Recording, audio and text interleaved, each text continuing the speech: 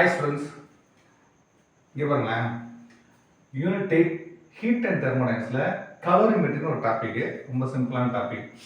அது எப்படி படிக்கிறோம், ஏன் படிக்கணும்? ஒன்றும் இல்லை, இப்போ ஒரு பெட்ரோல் இருக்குது, இல்லை ஒரு டீசல், ஒரு எரிபொருள் வுட்டு, அதை ஒரு பார்ட் எடுத்து எரிக்கும் போது எவ்வளோ ஹீட்டு கிடைக்கிது நல்லா பாருங்க. அதான் வந்து கலோரிஃபிக் வேல்யூன்னு பேர். ஒரு எரிபொருளை நீங்கள் எரிக்கும் போது எவ்வளவு ஹீட்டு கிடைக்கிது அதை கண்டுபிடிக்கணும்ல. பெட்ரோலுக்கெல்லாம் எரிக்கும் போது பார்த்தீங்கன்னா சரியா அதிகமான கலோரிஃபிக் வேல்யூ கிடைக்கும். புரியுதுங்களா? சரி, அந்த மாதிரி கால்குலேட் பண்ணுறதுக்கு தான் யூஸ் பண்ணுறது அந்த கலோரிமெட்ரின்றது. கலோரிமெட்ரி அப்படின்னா measurement of heat released or heat absorb. புரியுதுங்களா? சரி, ஓகே. கலோரிமீட்டர் அப்படின்னா இந்த மெஷர் பண்ணக்கூடிய இன்ஸ்ட்ருமெண்ட் தான் கலோரிமீட்டர். சரி, புரியுதுங்களா? ஒரு 5 minutes கூட ஆகாது படிக்கிறதுக்கு, அவ்வளோ சிம்பிள். இதில் என்னென்ன வேர்ட்ஸ் இருக்குன்னு பாருங்க. தெர்மோடைனமிக் சிஸ்டமும் கொடுத்துருப்பாங்க. சரிங்களா? தெர்மோடைனமிக் சிஸ்டம்னா எங்கெல்லாம் வந்து ஹீட் இன்வால்வ் ஆகுது. ஹீட் இன்வால்வ் ஆகிற எல்லா சிஸ்டம் தெர்மோடைனமிக் சிஸ்டம் சொல்ல முடியாது. ஹீட்டு சரியா, ஹீட்டை வாங்கிட்டு ஒர்க்கை கொடுக்குறது. சரிங்களா? ஒரு இன்ஜின் இருக்குது, ஹீட்டை வாங்கிக்குது. பெட்ரோல் இருக்கு, பெட்ரோல் எரிஞ்சு வந்து பிஸ்டன் மூவ் ஆகுது, ஒர்க் கிடைக்குதுங்களா? ஒர்க்னா பிஸ்டன் மூவ் ஆகுது, அது ஒரு தெர்மோடைனமிக் சிஸ்டம். சரி, கொடுங்க. இப்போ பாருங்க, இப்போ இந்த செட்டப் பாருங்க, இதான் இந்த செட்டப். சரிங்களா? இந்த புக்கில் கொடுத்துருக்கு பாருங்க, அழகாக கொடுத்துருக்கு பாருங்க. ஒரு இன்சுலேட்டட் செட்டப். இன்சுலேட் பண்ணுங்க. ஏன் சார் இன்சுலேட் பண்ணியிருக்கோம் சொல்கிறேன். அது என்ன பண்ணுறதுனா, வெசலில் உள்ள வந்து வாட்டர் இருக்கும், எவ்வளவு வாட்டர் இருக்குன்னு கேல்குலேஷன் இருக்கும். நெக்ஸ்ட் வந்து ஒரு தெர்மோமீட்டர். அடுத்தது பாருங்க ஒரு ஹீட்டட் சாம்பிள், ஹீட் பண்ண சாம்பிள். இது வந்து ஒரு ஸ்டிரர். என்ன பண்ண போறோம்? ஒன்றும் இல்லை, சிம்பிள். நல்லா ஹீட் பண்ணது சாம்பிள் ஒரு 70, 80, 90 டிகிரி செல்சியஸ் இருக்கும். அதை இதில் போடுறோம். நெக்ஸ்ட் பாருங்க, வாட்டர் வந்து ரூம் டெம்பரேச்சர் இருக்கும். சரிங்களா? ரூம் டெம்பரேச்சர் இப்போ எவ்வளோ ரூம் டெம்பரேச்சர் இருக்கும்? குளிர்காலம்னா ஒரு 25, 26, 27 டிகிரி செல்சியஸ் இருக்கும். சம்மரில் பார்த்தீங்கன்னா 32, 33, 34 அந்த மாதிரி இருக்கும் டிகிரி செல்சியஸில்.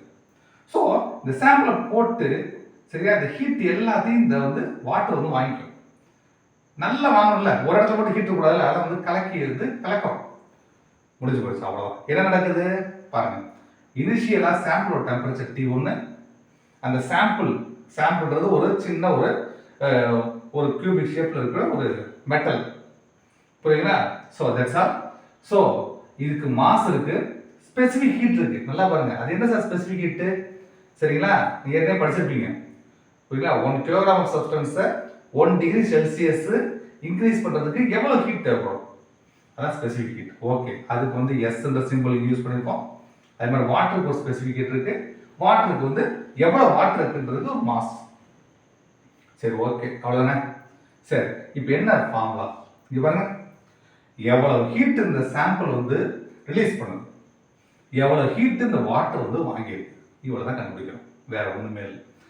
Heat gain equal to heat lost. ஹீட்டுக்கான சிம்பிள் தெரியும், Q. சரிங்களா? Gain equal to heat lost. கவனமா பார்த்துங்க. இது வந்து சாம்பிள் என்னது? கெயின் பண்ணுதா லாஸ் பண்ணுதா? லாஸ்ட் பண்ணுது. சரிங்களா? மைனஸ் கொடுத்துருக்கேன். வாட்டர் வந்து ஹீட்டை வாங்கிக்குது. சரிங்களா? Heat gain. புரியுதுங்களா? So that's all. ஸோ உங்களுக்கு நல்லா பாருங்க, இந்த ஃபார்முலா தெரியும். Q ஈக்குவல் டு M, சில நேரம் படிச்சு MC இன்டு டெல்டா T படிச்சிருப்பீங்க. இங்கே MS இன்டு டெல்டா T. இது mass, specific heat capacity, change in temperature delta T. ஏன் டெல்டா T போடுறோம்? சின்ன டெம்பரேச்சர் சேஞ்ச் ஆனால் டெல்டா Tன்னு போடுவோம். உங்களுக்கே தெரியாது. நல்லா பாருங்க. இப்போ ஃபர்ஸ்ட் வந்து ஹீட் கெயின் போடுறோம். எது ஹீட் கெயின் பண்ணி? வாட்டரோட மாஸ் இன்டு வாட்டரோட ஸ்பெசிஃபிக் கெப்பாசிட்டி இன்டு நல்லா பாருங்க. ஃபுல்லாக கலக்கிற முன்னாடி ஃபைனலாக டெம்பரேச்சர் அரைவ் ஆயிடுச்சு. இது ஒரு 32, 33 இருக்குது. இது 70, 80 வச்சுங்க. நல்லா கலக்கின பின்னாடி ஃபைனல் டெம்பரேச்சர் 40, 45 இருக்கும். எக்ஸாம்பிள் சொல்றேன். ஸோ ஃபைனல் டெம்பரேச்சர் மைனஸ் வாட்டரோட டெம்பரேச்சர். நெக்ஸ்ட் வாங்க, இங்க மைனஸ் சாம்பிளோட மாஸ், சாம்பிளோட specific heat capacity. Next final temperature minus initial temperature. முடிஞ்சு போச்சா? அடுத்து வாங்க. இந்த MI M2S2 into final temperature multiply பண்ணிட்டேன். M2S2 இன்ட்டு இந்த T2 டெம்பரேச்சர் மைனஸ் பண்ணிட்டேன். இங்கே ரைட் சைடு அதே மாதிரி. இங்கே கவனம் பார்த்துங்க, மைனஸ் இருக்கு. இதை மல்டிப்ளை பண்ண அதுக்கப்புறம் M1S1 இன்ட்டு மைனஸ் T1. இப்போ மைனஸ் மைனஸும் ப்ளஸ் ஆயிடுச்சு. ஒன்றும் பண்ணல, ரீஅரேஞ்ச் பண்ணேன்.